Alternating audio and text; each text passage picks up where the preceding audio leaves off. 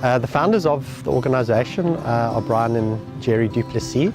It started in 1999, and the initial motive for getting involved in this project was more a ministry motive, where they wanted to go and serve a community and give people hope for eternity.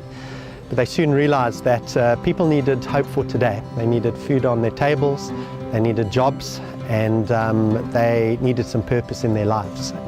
The purpose of the organisation is about empowering communities, coming alongside people, helping them to grasp opportunities, overcome their poverty, and to create opportunities for individuals, families and communities to reach their potential.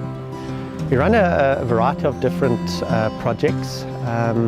But at the end of the day, it's really just looking at work opportunities. And we do a variety of number of things. We do support to schools, we work in creches, we put teacher assistants in schools, we do maintenance and repairs.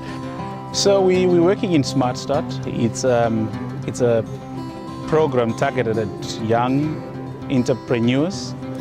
They go through a process where we train them, we empower them to start their own businesses, where they run their own ECD centers. So this was derived from a research that was done that showed that in South Africa, 75% of the children do not have access to ECD. So we're trying to, through this program, to reach the children that are in the communities that are not having access, that are not stimulated. So yeah, that's what Smart Start does, and that's what we're working on that program in particular. It concerns us that in many of the communities we work, some of the average incomes there are between 500 to 800 Rand. How does a person live off that? And so people become very dependent. So our desire is to continue to create projects and programs that help take a community out of that dependency. So we're desiring in the next 3 to 4 years to be looking far more at social enterprises that not only create income just for a period of a project, but actually create long-term sustainability within the organisation, but also within the communities that we're working in. We can talk about skills development. You know, people join us and they cannot use a computer, for an example, and you know, that transformation, that change is very exciting, and we're fortunate enough to experience that every day. So that's very encouraging for us.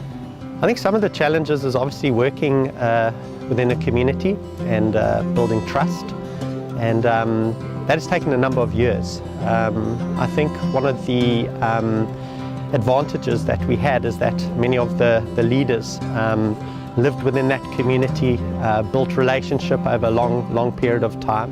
But I think that initially was probably one of the major challenges. There's a sense in many people's lives of just no purpose and a lack of hope. And these are mindsets that are entrenched within people's lives. When you get to a stage in life where there's no hope, it's a very difficult place to come from. We're exposed to people that have never worked in their lives, so getting an opportunity to work for them is a big deal. Above and on top of that is when they work and they earn their first salary, the difference it makes to their children, to children going to school and all that. It's a big difference. What brings me back is the individual stories of lives that change. You know, over the years we've impacted a number of people, and we counted the other day between 7,500 people are somehow beneficiaries of the programs that we do. I think the potential is very big. We would like to see it grow, because basing it on the people that we have worked with now, we're seeing the difference and we're seeing the hunger in the communities.